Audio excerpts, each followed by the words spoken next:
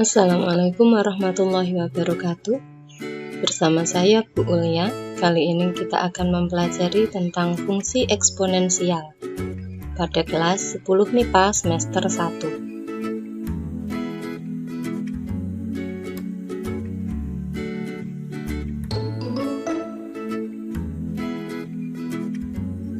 Sebelum mempelajari fungsi eksponensial, terlebih dahulu saya sampaikan kompetensi dasar dan kriteria ketuntasan minimal. Untuk kompetensi dasar, kompetensi pengetahuan 3.1 mendeskripsikan dan menentukan penyelesaian fungsi eksponensial dan fungsi logaritma menggunakan masalah kontekstual serta keberkaitannya. Sedangkan kompetensi keterampilan menyajikan dan menyelesaikan masalah yang berkaitan dengan fungsi eksponensial dan fungsi logaritma. Untuk kriteria ketuntasan minimal atau KKM yakni 70.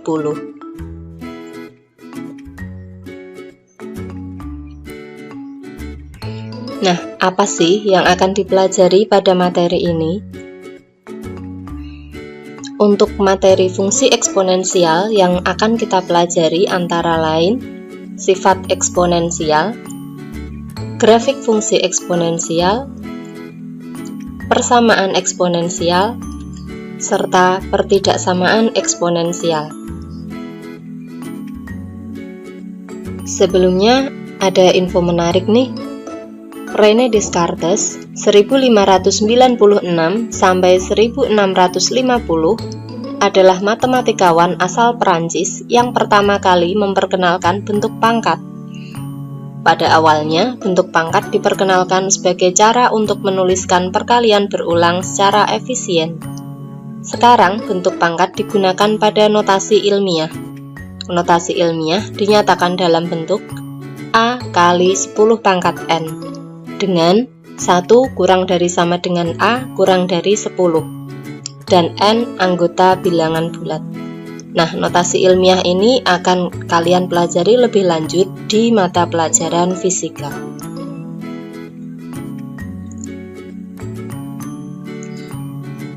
Kemudian tentang sifat-sifat eksponensial, sebelumnya kita pelajari dulu pengertian bentuk eksponensial. Jika A anggota bilangan real dan N anggota bilangan bulat positif, maka A pangkat N didefinisikan sebagai perkalian berulang A sebanyak N kali atau N faktor. Dituliskan sebagai A pangkat N sama dengan A kali A kali A kali A dan seterusnya sebanyak N faktor.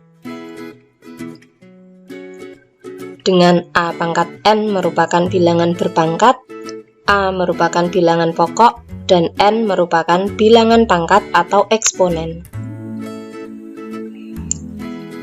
Jika A, B anggota bilangan real, dan M, N anggota bilangan bulat, maka berlaku sifat-sifat berikut.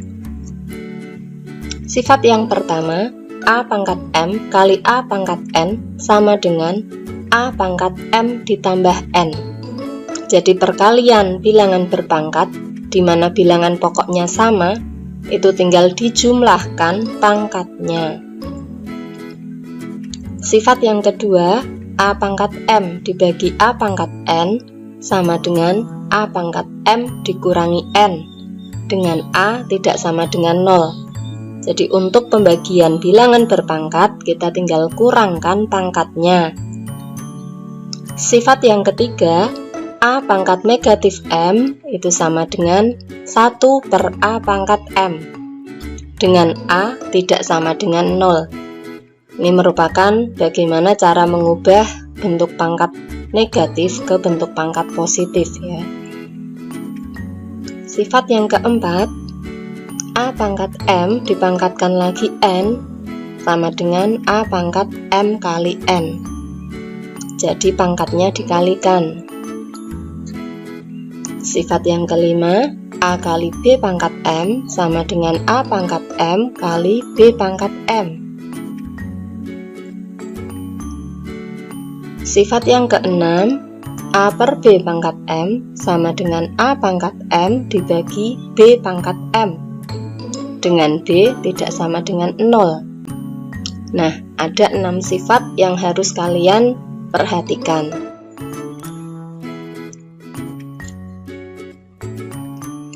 Kita lanjutkan ke contoh. Contoh 1. Tentukan hasil dari A. 2 pangkat 2 kali 2 pangkat 3 kali 2. B. 5 pangkat 8 dibagi 5 pangkat 6. C. 3 kuadrat dipangkatkan 4. D. 2 per 3 dipangkatkan 3. Nah, penyelesaiannya kita menggunakan sifat-sifat tadi. Yang pertama, 2 pangkat 2 kali 2 pangkat 3 kali 2. Di sini merupakan perkalian bentuk pangkat, yang mana bilangan pokoknya sudah sama semua, sehingga tinggal menjumlahkan pangkatnya, sehingga menjadi 2 pangkat 2 tambah 3 tambah 1 sama dengan 2 pangkat 6. Ini merupakan penerapan sifat yang pertama. Yang kedua, 5 pangkat 8 dibagi 5 pangkat 6. Ini merupakan pembagian bilangan berpangkat dengan bilangan pokok yang sama, sehingga tinggal kita kurangkan pangkatnya menjadi 5 pangkat 8 kurangi 6 sama dengan 5 kuadrat sama dengan 25. Ini berlaku sifat yang kedua. Kemudian yang C, 3 kuadrat dipangkatkan 4. Ini sama dengan 3 pangkat 2 kali 4 sama dengan 3 pangkat 8. Merupakan penerapan sifat yang keempat. Dan yang D, 2 per 3 dipangkatkan 3 sama dengan 2 pangkat 3 per 3 pangkat 3 sama dengan 8 per 27. Ini penerapan sifat yang keenam. Lanjut contoh yang kedua. Nyatakan dalam bentuk pangkat positif. Yang A, 2 pangkat negatif 3, X pangkat 3, Y pangkat negatif 1. B, A kuadrat kali B pangkat negatif 3 dibagi A pangkat negatif 1 kali B. C, P pangkat 7 kali Q pangkat negatif 5 kali R pangkat negatif 2 dibagi P pangkat 3 kali Q pangkat 3 kali R pangkat negatif 6. Untuk penyelesaian kita masih menggunakan sifat-sifat tadi. Untuk yang A misalnya 2 pangkat negatif 3 kali X pangkat 3 kali Y pangkat negatif 1. Di sini kita buat pecahan. Nanti untuk pembilang merupakan bilangan-bilangan yang pangkatnya sudah positif.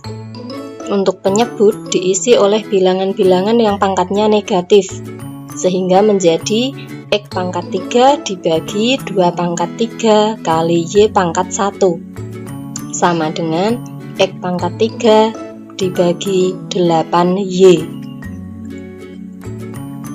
Untuk yang kedua, yang B, A kuadrat kali B pangkat negatif 3 dibagi A pangkat negatif 1 kali B sama dengan, nah ini yang bilangan pangkat negatif kita pindah ke tempat yang berseberangan.